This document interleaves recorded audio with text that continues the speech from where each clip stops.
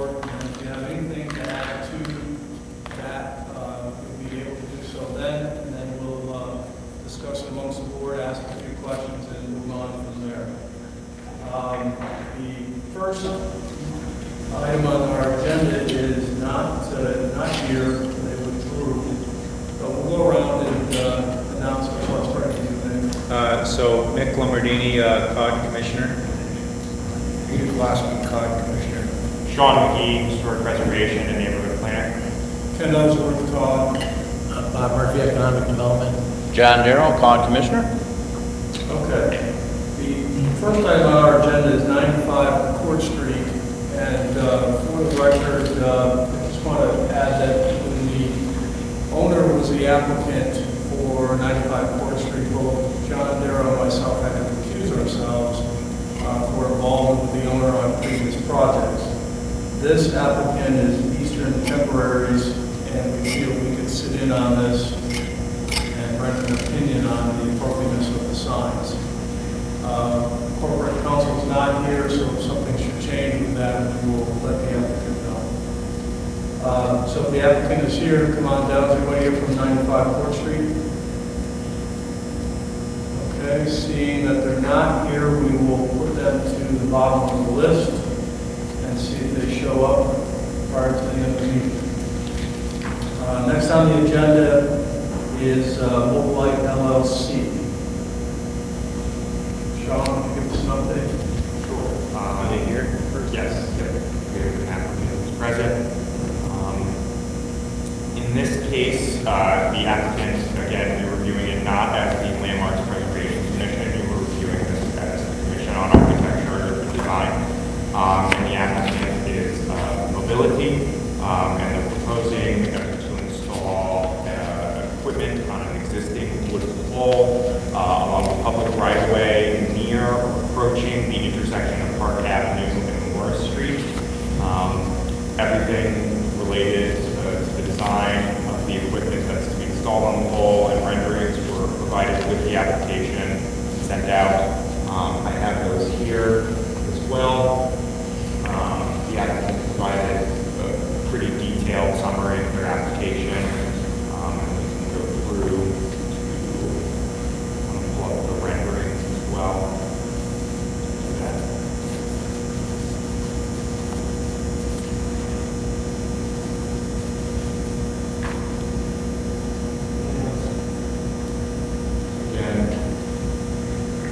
Along Park Avenue, the intersection of Morris, here.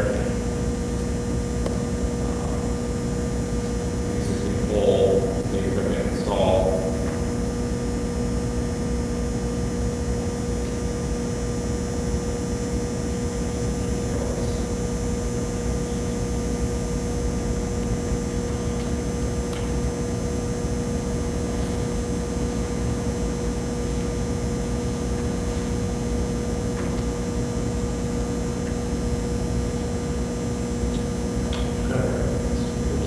Eric, if you'd like.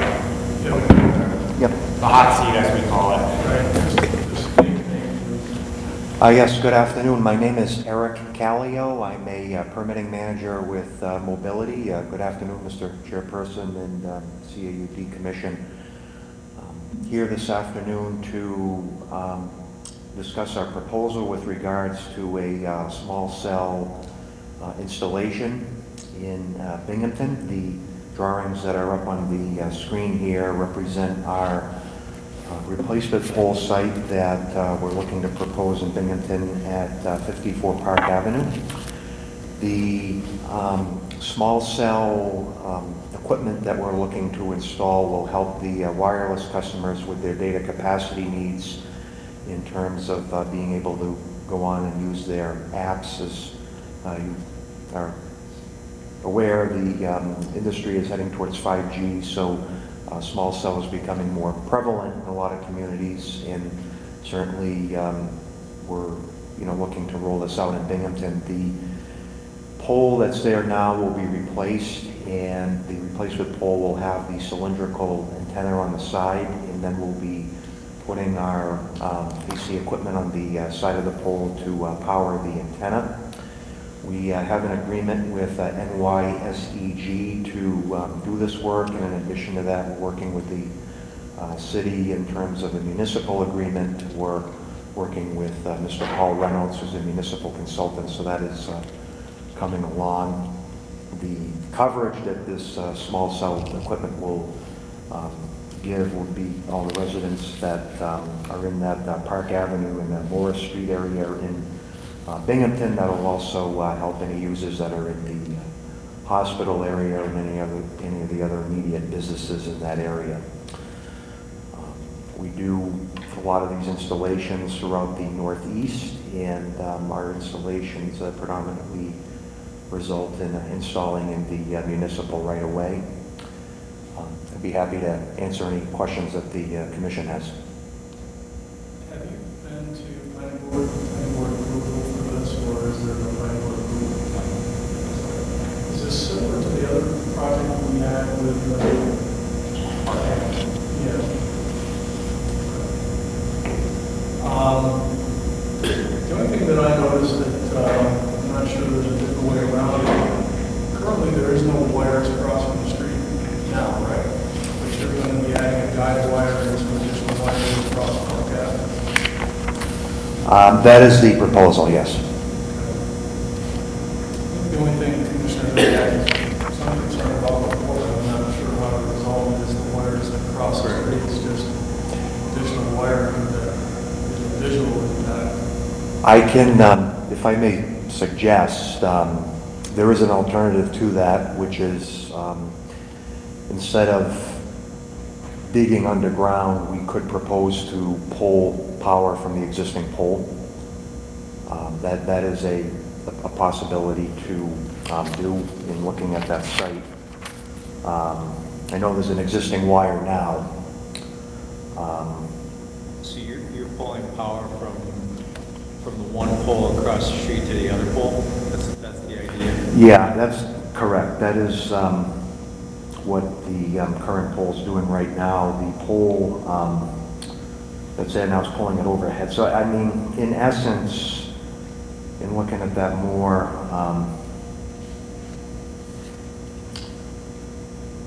even though we'd be proposing a overhead wire there, it wouldn't really, I mean, we've done this before, it hasn't really impacted visually, because it's just one wire. Because it's a standalone pole, like in some cases we'd be able to pull power from existing, but because there's only one wire there, we wouldn't be able to, get it from like another pole down the street. The only other option would be to go underground, but that would require perhaps trenching the street. So, I mean, the cleaner solution for us would be to put a small wire across, which would continue to minimize the visual impact. You have more of these installations that are going to be coming throughout the city. There will be more in the future, Mr. Chairperson. This is the first site that we're looking to roll out. Sean, on the previous one, the reason why we had issues with it was because of the overhead wire, correct? There was a conversation, it ended up going in with the overhead wire, because I don't think there was another way to power the pole. So we I don't actually recall if the overhead wiring was called out. I almost think it was, because we had a visual concern with it. So, from your brief look you just have of the plans and your knowledge, you don't think you can pull power from the same side of the street or from the pole that it's currently on, and you're saying that you need that power wire coming across the street. So you got a power wire and a back wire. Right. So the power wire that's there now, we could look to minimize it, adding an additional wire by maybe just using that one wire. So there is a wire going across the street now? Yes. Currently, yes. All right, so you already got one there. All right, There is? so we're just going to add one now. Yep. The the second page of the drawings does show an existing wire going across the street. All right, thank you. Just can't see. Where? Do you have the picture with the, like, the front page of the, because that has the wire very visible. Okay. All right. Yep. It's existing. Yep. It might be something for this board to start thinking about in the future. So we look less like, 1911, more like 2011. Yeah, it seems like we're using like that 1850s technology here. It's maybe a good time to go into 5G to start planning ahead for So that's that. a little less visual artifacts and love for this. How deep an excavation is necessary for to put that under the street? We don't know, I don't think it's clear whether there is electricity on that other side of the street, which is just your representation right now, correct? Right. It's just From what I can see, the overhead wires are on the other side of the street. on your plans. Right. So that would be, either way, we have to get from one side of the street to the other side of the street. So that was a question that came up last time too. So, and I forgot what the reasoning was, but the equipment that you're putting on this pole across the street, it can't go on the pole on our side of the street. Correct. Those are what they call primary poles. So the utilities do not want us to go on those poles. So as a result, we have to go across the street. And with that, it will require us to replace that existing wood pole with a new replacement pole in order to be able to install the small cell. Certainly, what I can, say is as a condition of approval, if the commission would like to consider, is to see if we could just keep that to the one wire that's there now, instead of adding one to, power the equipment. I think that would help, reduce this, clutter. That's, we're off the chart with this particular application, but also a precedent that we set for the applicants that are going to be coming in the future. From what I understand, I think this is going to continue to happen. So we need to talk amongst ourselves as to, not necessarily for this application, but future applications as to where we want this to go, as far as the overhead wires, as Peter was saying. Obviously, I don't think it makes sense to tear up the street for electric wire, but if there's power on the same side, it would be more appropriate to get the power on that side. It's a city block, there's electricity there somewhere. Yeah, there's a house, 2 lots adjacent, several houses. They gotta get power. Does the board have any concerns with the equipment that's going on the pole? I do not. I want to make sure if you don't have further questions for the applicant, that we allow the opportunity for the public to comment, like them.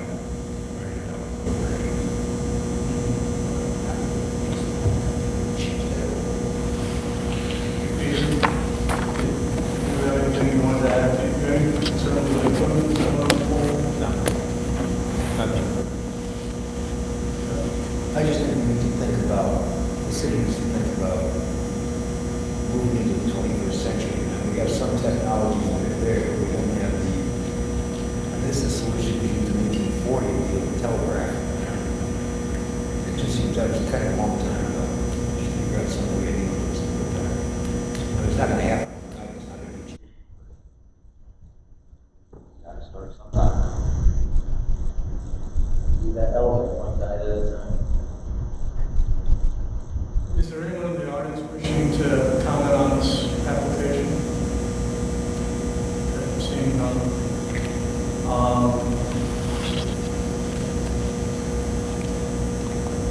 My thoughts are this, without forming a strong recommendation at this point, is that if there was a way to get power from the other side of the street, it may be a condition of our approval, at least have them look into it. And then there's no guy where the one that's there comes down.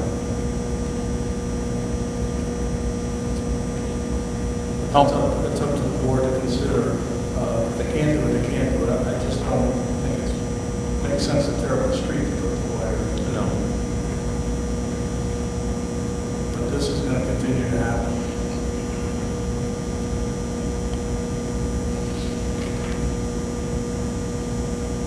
I think some could be helpful for, I think, the engineering department as well, to get some clear guidance from Congress. I think basically they'll look at it just purely as a, where the electric poles are. And this is nice and could probably make it easier by just letting it happen, but,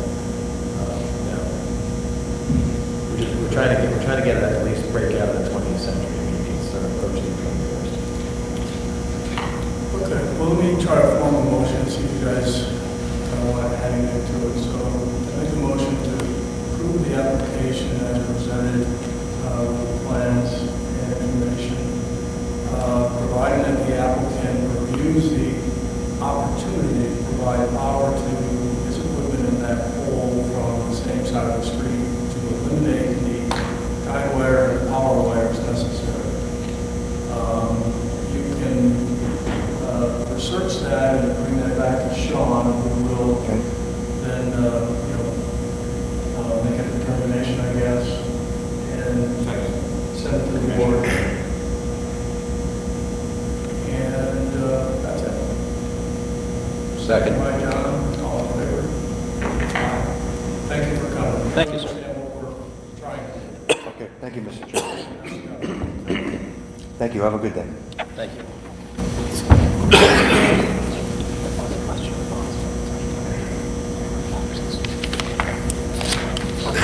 Okay, next on the agenda, 181 Clinton Street. Yes. So the applicant is FRGK Realty LLC, and they proposed the demolition of the building located at 181 Clinton Street. The applicant has stated that they intend to build on the lot, because the lot is presently not usable, and the corner of that lot and the frontage on Clinton Street is desired for new development. A little bit of history, brief overview of the history of the building. Constructed in 1925, that's provided with the building records. The architect is also noted. It was a product of the firm of T.I. Lacey and Son, and the builder was Jason T. Fitzgerald. The building was the former First National Bank building, later the DMV, and it was originally broken up, as I'll talk about in the history of the site, into two storefronts that were later merged. So, going through history, as you saw, I included a sort of a detailed summary and a statement of significance that talked about how the building was constructed and financed by Andrew J. Horvath, sort of an infamous figure in Binghamton's history. As you may have seen, I included a link to a Press and Sun article that sort of talked about his notorious past related to sort of deceiving and financially many residents of the First Ward and the greater Binghamton area as a whole. Went in detail about the significance of the firm of T.I. Lacey and Son, kind of structuring this around the criteria that you're all looking at and reviewing whether or not a property has historical significance or not. And so rather than reading through this, I know you've already reviewed it on your own, but just some key takeaways of this are, it is related to Andrew J. Horvath. He is affiliated with the building. It seems that the building actually, after everything was said and done and the dust had settled, this property as one of his land assets was sold sort of as a compensation, utilized as compensation, and paying off some of the debts he owed. The building, in terms of its architectural style, it's pretty standard. As an early example of a one-story commercial block in the 20th century. It's, yellow brick, scored brick, which is found along two of its primary facades, and then the non-primary facades have a replacement siding material. Following its initial use as two commercial storefronts, it was utilized as a bank building for much of its history until recently being utilized by the Department of Motor Vehicles. And I urge the commission, just again, as you're reviewing this, you have to keep in mind the criteria for determination of significance. And that is, again, a disjunctive test. So if it, in your review, meets any of these criteria, that would make it historically significant. Okay. Welcome. Thank you. Could you state your name, please, and would you like to add anything? My name is Ron Rogers. I'm representing our company, Rogers Service Group, and directly related to we call it the DMV building on Clinton Street. Anything to add to Sean's review of the building? I'm sorry, say again. Anything you'd like to add to Sean's review? Well, we bought the building. It was on the market for 3 or 4 years by Broome County. We finally put an offer in to buy it. We had no intentions of using it.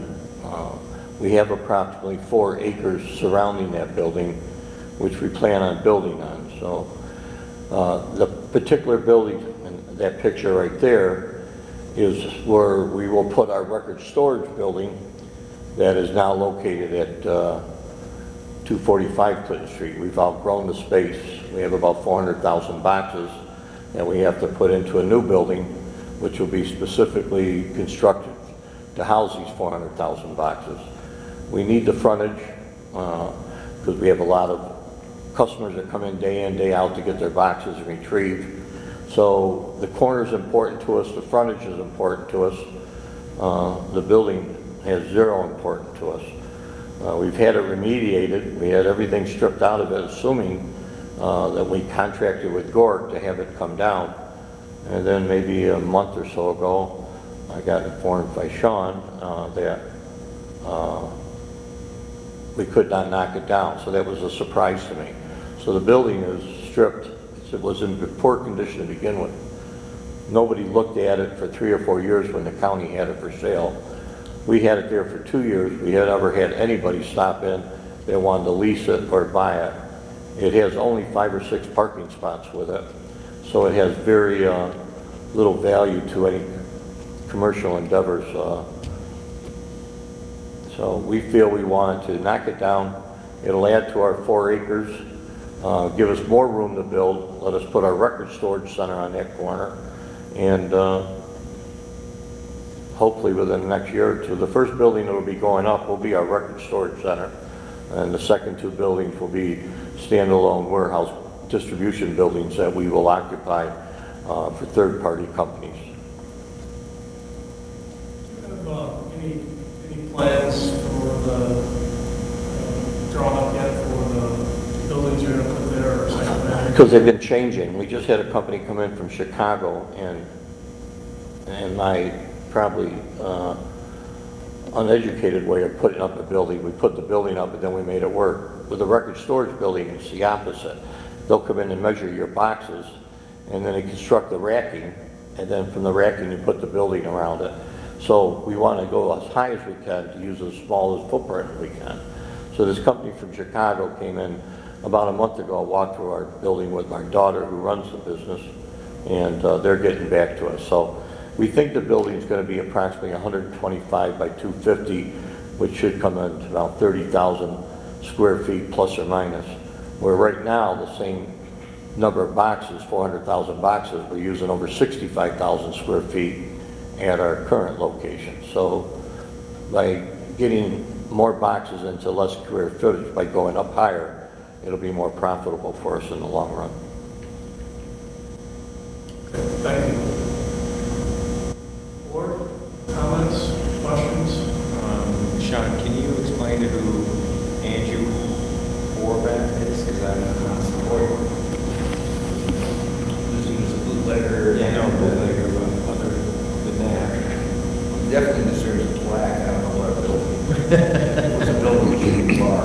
So it is important. So he was a banker, a noted businessman banker in the first ward in the early 20th century. Sort of, it was, hometown hero sort of perspective to many residents growing as he grew up. And he was very successful at first, but sort of at the onset of the financial crash in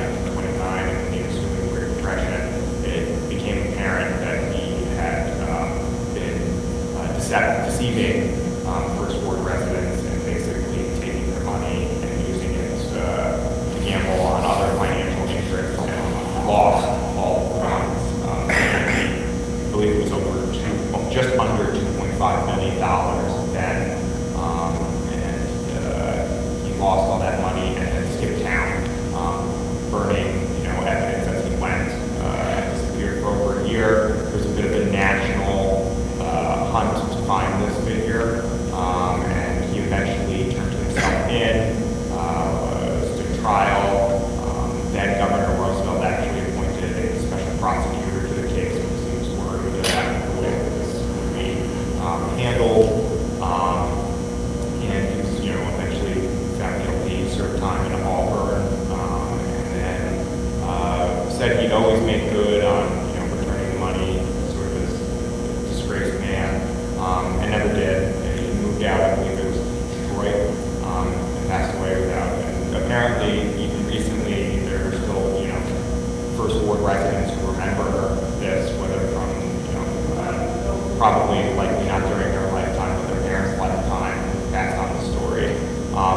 But it is important to note this is a building that was financed by him and it is affiliated with it, but the bank building at 81 Clinton Street was the actual bank. So that building is also listed on the National Register of Historic Places and is related to conveying significance as well.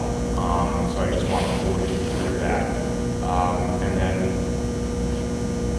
Does this one bear local landmark status or any status at all, state and national?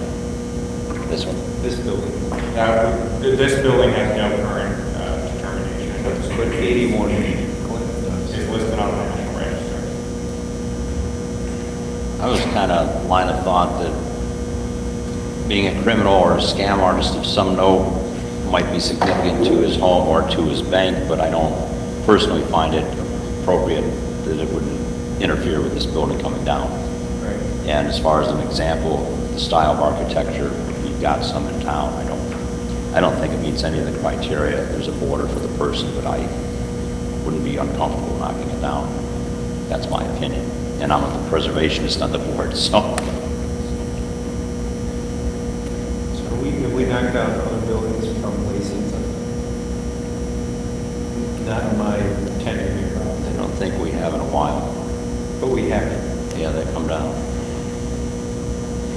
If I'm not mistaken, a property on Carroll Street that was built as a one-story commercial block by the Lacey architectural firm was found not historically significant by this board.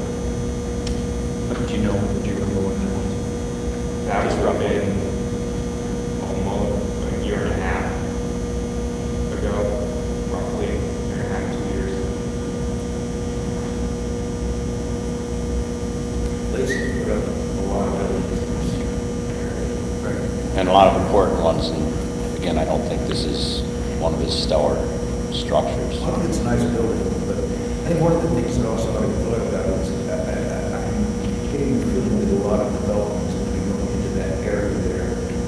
Some of the old GAF factory buildings are being rehabbed as loft space, furnace space, residences and all that. So such that wherever comes in can replace this, it's taken out, should have some kind of harmony with maybe that sort of factory sort of setting.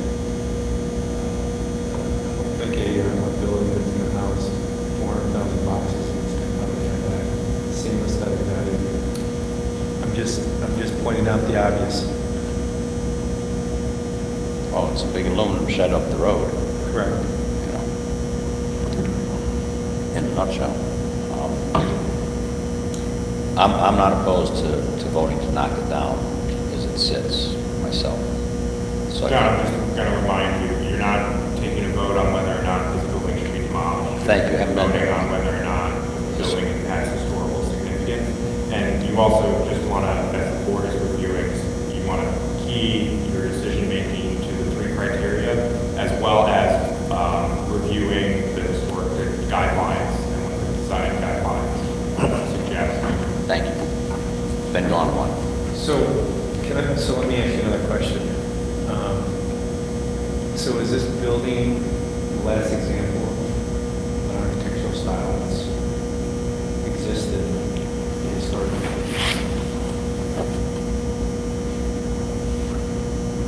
I don't think I can provide you with a definitive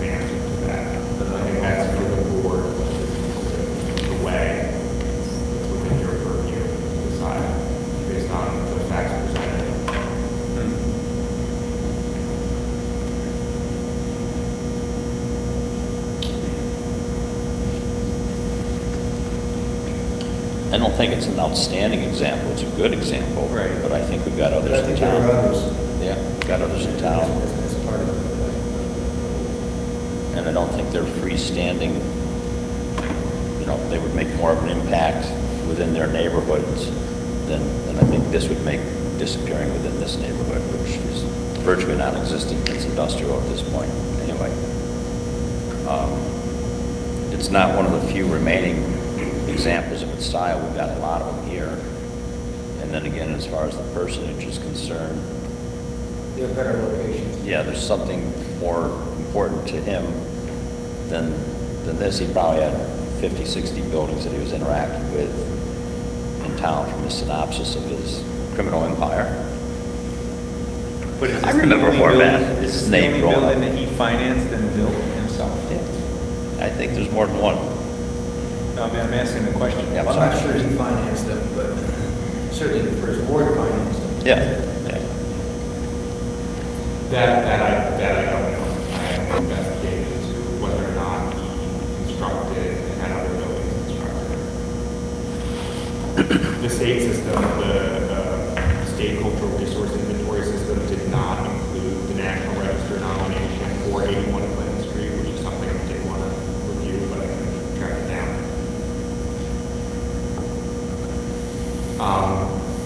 The other thing I would just note on that too is that with the design guidelines, I went through them right as part of my staff review, and I called out one that I think should be a topic of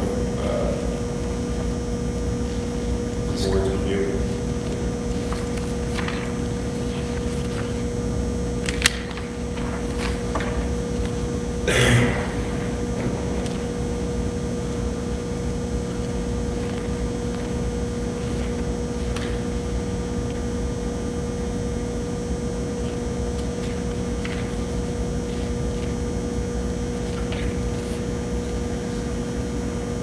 Just to throw this out procedurally, it appears that we may end up with a 3-1 vote possibly, which would then You would have pass. You would have more. And then your options are hardship determination after that. Would you have to prove that the use of the building as it currently sits is not productive, which you've already put some of that information. It hasn't been used in 4 or 5 years. It's fallen apart on the inside. I mean, I don't know what value the building would have to anybody when you look at enhancing the property with new buildings, new employment. We've been in business 72 years. I wouldn't have bought that if I thought we had to get, it couldn't come down. No, I understand. Just so you're clear, if the motion was for no historic significance, you wouldn't need that, but at that point, the vote will fail. You may not need to proceed immediately with the hardship application. It's his right to, but it's just a vote. You wouldn't have made a determination that it's historically significant, and thereby blocking him. Correct. We wouldn't have the votes to do it. Yeah, correct. I just wanted The other option we have is we could pass, because one of the things that Sean has pointed out that's in our guidelines is we're supposed to have definitive plans for the reuse of the property prior to voting on the historic. And I agree with that, but I don't have any definitive plans at this point. We've been 2 years trying to secure our leases for these buildings, and you probably know as well as anybody, this area is very depressed. It's so hard to get a lease. All of our customers, the most we get is a 1 or 2 year lease, so it's very hard for us to build a $10 or $15 million project based on 2 or 3 year leases. But we're getting to that point now. Things have changed. We have to change our business model a little bit to find new type of business to bring in. And by opening up our other warehouse at 245 Clinton Street and removing all those boxes, we're able to secure some new business. So we're just trying to keep a company going. We're trying to clean up what I call an eyesore building and put up a new building on that spot and start our development going there. I've had a chance to sell that building or that property maybe 2 or 3 times over the last 5 or 6 years, but it's been our spare tire, so I've kept it, hoping that the business would change in this area. And now it's starting to make a little turn, and we're hoping that we could start putting up our buildings there. I don't have definitive plans, we just have an overall scope of work, but we're getting there. It's getting closer and closer. So I am confused. Are you saying I can't tear it down at this point? We haven't decided that yet. Okay. If we go to the next step where I ask for a motion, our motion is to determine whether the building has historical significance. If that is a unanimous vote, then the building has historical significance and you won't be able to tear it down. If it goes 3-1, which I'm maybe suspecting, then it's not voting that it's historically significant, but your application goes down. Your application fails.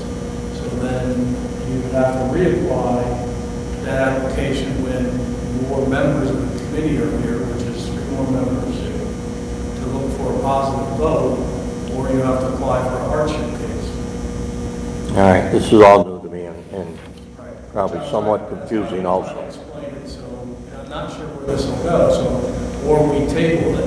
Okay. And then we go So again. basically what he's saying is that you need 4 votes for a quorum, right? And there's Correct. 1, 2, 3 other COD members that are not here today. Okay, You so have a then, quorum, You do have a quorum, but quorum. you don't have sufficient votes to carry it. I don't feel. Right. If that's the case. I'm You need 4 votes. I think this is a well, at this point, So you can table it and then wait. I mean, it's not like you have a plan, and, I mean, you have a plan, but it's not like you have a master plan for the city. You're right. That you can present to us today, You're- show us what you want to do on that. You're exactly right. 4-acre parcel. but our plan was to build a building, to remove it, so that we could clean up the area. And we didn't buy the building for any particular reason, and we had no reason to rent it or put a bar in there or a restaurant or anything. So we bought it to knock it down, to give us that extra frontage on Clinton Street, which is the corner, and add to the almost 4 acres that we own there. I think it's fair to say, probably getting some guidance, that it might be good for you to, for what you want, if your ultimate goal is to demolish it and to do it, you might want to table it today. And I'm very sorry, I have a slight hearing problem. Oh, no. What it seems, I'm just trying to throw out there is that this might be a good time to table it for you, come back maybe next month with a clearer plan, and then with more board members. If you don't have 4 votes here to do that, nothing's going to happen. I understand, but I don't want to tell you I'm going to go get a plan drawn up and then not do it. That plan has to be solidified in our minds and our family's mind before we take it and start spending money on drawings and everything. So this is the concept, but it's getting closer and closer all the time. But I'm paying taxes on a building that is doing nothing, and it's hurting us financially just to be there. So we already missed the tax roll on it because I don't know if Gort messed up or maybe, I don't know how the application got to this point. In our mind, it was supposed to come down the first week in December, I thought it was scheduled for. So this is all new to me. It'd be fair to say it's not Gord's fault, it's just that the issue you have in these situations is that you need to have approval of this board before a demolition permit will be issued. So it was not his fault, is that what you're saying? Okay. He's probably done other things wrong, for sure. Well, I wanted to go back from get my tax money back home, so that's not gonna happen, right? Okay. Just 2 things procedurally too. We want to, again, the public has any input, and also too, at that point, if the board wishes to deliberate the applicant, it shouldn't be a conversation between the board and the applicant, it should be amongst yourselves. And then directed questions. to the applicant. So, let me ask you a question. If it doesn't pass a quorum, then it can't come back and I guess reapply the application for a new quorum, right? If a motion failed, it would effectively be tabled. But that would be a motion in either the negative or But don't you think it's in his best interest to table this? Sean's not Are you asking- going to Thinking reply. I would hate to give advice. Yes, actually, Sean, I am asking your opinion. If the applicant was seeking determination of no historical significance or just a determination of significance today, if the votes fail, they would not, there wouldn't be a determination. So rather than the commission taking the application further today, the applicant probably would be in their best interest to request that the commission table the application. And I'm in no hurry. I mean, it's not, we've missed the deadline now, so now the building's just sitting there. So we don't have our back against the wall at this point. We did up to December, but now it's, we lost our window. So whatever you tell me to do and whatever's the best interest, and if we have it to take it to the next level or table it, as you said, I'm willing to, just tell me what to do and I'll do it. Can we make a motion to table pending? Yeah, give me 1 minute. Is there anybody in the audience that wants to comment on this application? Seeing no one, go ahead, John. Make a motion to table the applications presented pending further review. Do I have a second? Peter, second. Okay, all in favor? Thank you, Mr. We're all Wells. set? Thank you. Appreciate it.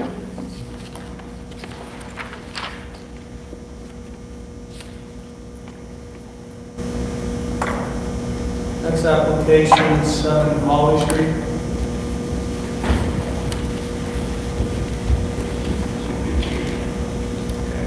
So the commission is familiar with this. This actually came up on now over a year ago in regard to at that point in time there was more conceptual design, no definitive plans that we presented the design.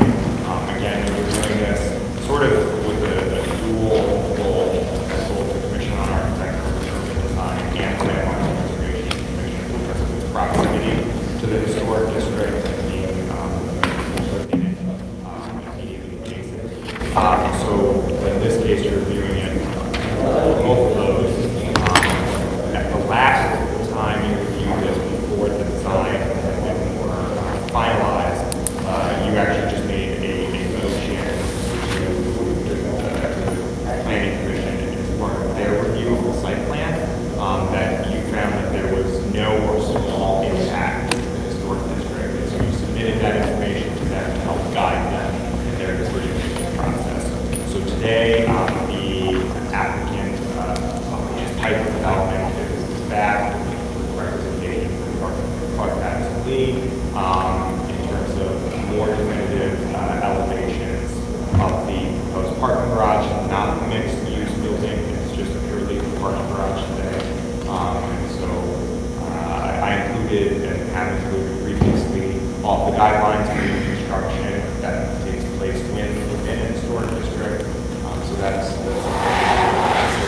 and I think that the applicant is looking for your input today to some of the design pieces as well. So with that, I'll turn it over to you, Ken. Thank you. To mention your name for the record, please. My name is Michael Guestwick. I work for the Pike Development Company. Dominic Emilio, I'm with CPL. And would you like to give a brief presentation or just add to what Sean has in his staff report? Yeah, thank you, Chairman. We're here really working on behalf of the city in developing this municipal garage located on the corner of Hawley and Washington Street. And this is our second appearance here before this committee. We did take comments regarding the elevations on the garage about a year ago now. Since then, we have made some modifications to the appearance of the structure, input from the committee and others at the city, trying to do our best to be as responsive as possible while making a garage work on a somewhat challenging site for a structure of this nature. We've really focused on the two main street-facing elevations, Hawley Street and Washington Street, in an effort to, improve the appearance of those facades, make them fit within the context of the surrounding buildings, but also, being responsive to a desire to kind of add some architectural embellishment really on the corner of the garage where the stair, tower, and elevator are located. So, that's the main focal point. It's the most prominent corner of the structure. And, it's a precast structure, precast concrete, but we are able to add brick to those precast components, which is what the elevations reflect. We've also really tried to configure that corner in such a way that allows for a glazing element on the Hawley Street elevation. This does a number of things. It allows for a backlit prominent feature, so there'll be lighting in that stair tower. The city has expressed an interest to be able to do interesting things with the lighting there in terms of different colors for different events, times of year, etc. From our perspective as a developer, it's really a safety issue for us. We like to make sure that stair towers in these types of structures have a visual connection to the street, so that users of those stairs know that they're visible from the outside. So this configuration has the stairs pushed up against that Hawley Street elevation. If you look at the Washington Street elevation, you see a band of brick in the center of the stair tower. That's the location of the elevator. And then there's a landing there at grade on Washington Street for the entry and exit of that stair tower. So I think those are the changes we've made since our previous appearance here, and we are looking hopefully to get started with this project in the early spring. And we did, sorry, just one more thing, Chairman. We did bring samples, brick samples from the precaster for your review today. There's a number of different, they might look similar from where you're sitting, but they are different, but it gives you a sense of the direction we intend to go with the inset brick on those elevations. So, one of the questions I had, I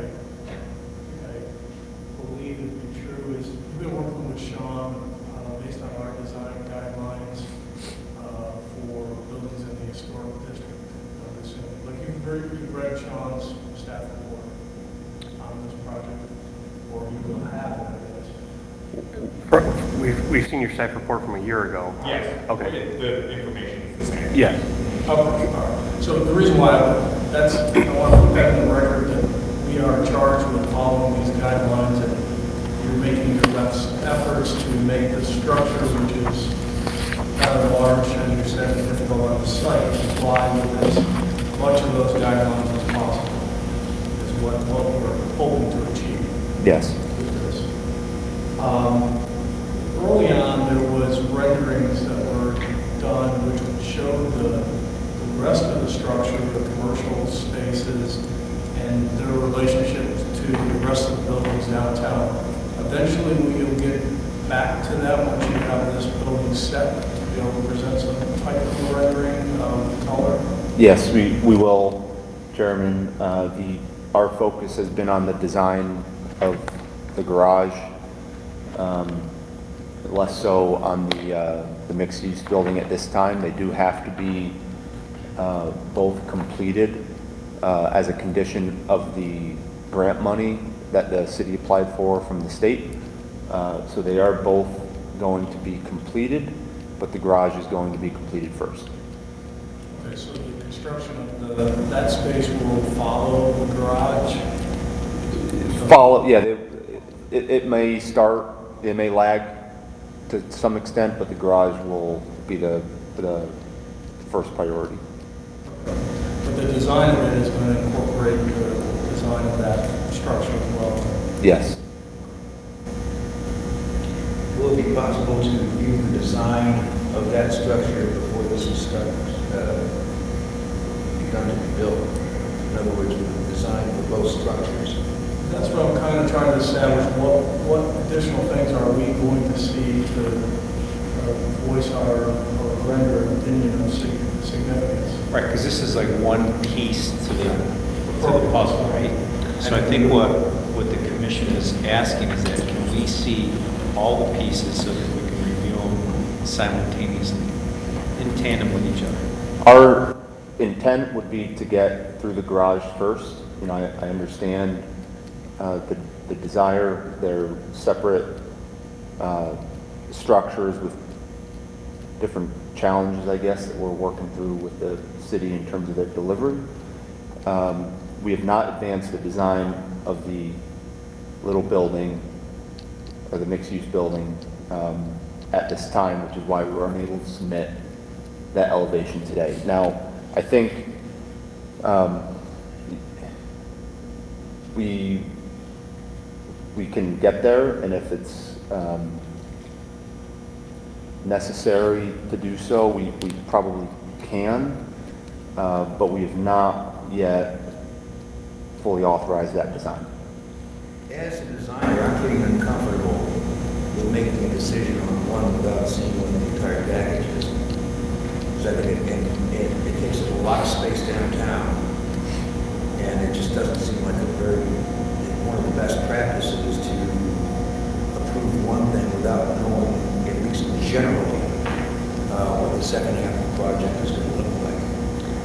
Because they do occupy the same site. Well, The site will be subdivided. So that's kind of how I talked to Sean about this a couple months ago, was is it okay to come forward with the parking garage knowing that there's a lag in schedule here? Knowing that right now it's all borough, it's all one parcel, it's all one piece of property. But at some point, which could happen anytime really, logistically, those two parcels are going to be subdivided and they really are two different sites, two different properties. The garage is going to be a City of Binghamton owned property. I believe that Pike is going to own the mixed-use building.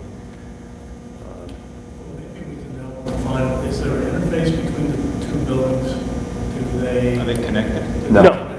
They're unconnected. Yeah. They're unconnected. There's Okay, so that may be a difference. different uses, obviously, different ownership structure, and they will be subdivided into separate parcels.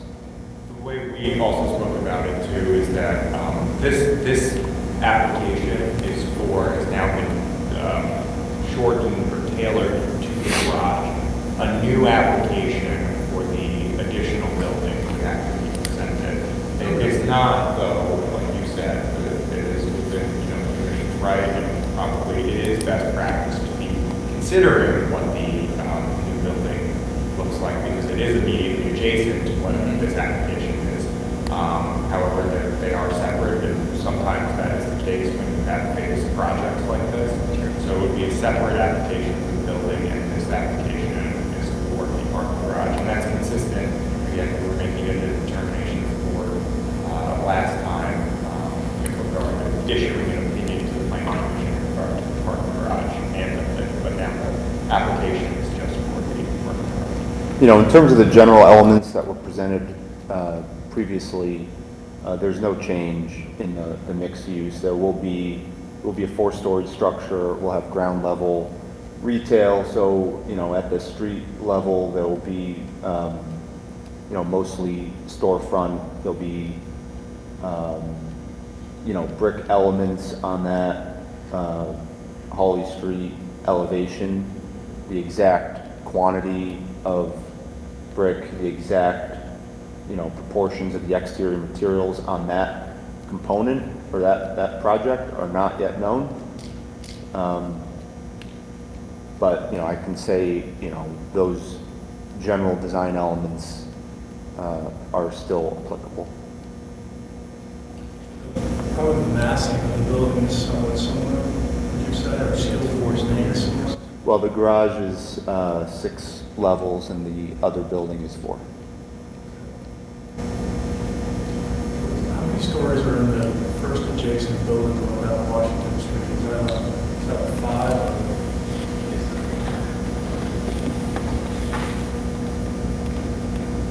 The Salvation Army building is 2 stories. It's got 3 different roof levels. Varies between 30 and 40 feet in height. There's a lot of variation. We see Washington Street elevation, but I think the idea is to see what the elevation looks like on Holly Street, even though that the 2 buildings are separated, right? The materials and the architecture are really important to the neighborhood and this portion of downtown Binghamton. So, and I think that's, and I'm not speaking for everybody, maybe I'm only speaking for myself, but that's really what I would like to see. Because at the end of the day, it's a parking garage. It's no different from the one that was torn down, other than it's newer, right? So I think it's our responsibility to look at it from a design perspective and understand how it's going to fit within the fabric of the neighborhood. The garage. Both the garage and the mixed-use building, correct? I mean, they are separate buildings, but the thing that separates them, the corridor that separates them is very, very narrow, so they will be perceived by people driving by or just general passersby as being one building. Or certainly, that's a pretty close proximity between the two. I think part of our recommendation, and I can't say this for factual evidence, that we wanted some sort of facade treatment that resembled more of a building than a parking structure itself. And I realize that there's a cost implication to that, and I'm not sitting here trying to tell you about economics and what you can afford, what you can't afford. But what I do remember, and this is going back about a year, is that was definitely one of my recommendations, is to try to treat the facade so it looks like a building and not necessarily a parking structure. We'd originally proposed possible faux windowscapes along the sides. I think there's a lot of limitations, especially using reformed structural elements with that. But I would really be happy if I was seeing a more detailed, even a rendering of what this is going to look like. I have some problems. Can you get back to and pull it up and scale up? Just make it larger. Can you do that? I'm having a problem, say, for example, with the way that the things that are on an angle don't go up to the pilasters here, okay? We have a brickwork thing here that goes right to these concrete things. These here seem to be set in at a strange angle, which is not pleasing. And that may be a limitation of the software used to, or the user's abilities with the software to show that on this kind of an elevation. But there's little details like this that bother me. The area here between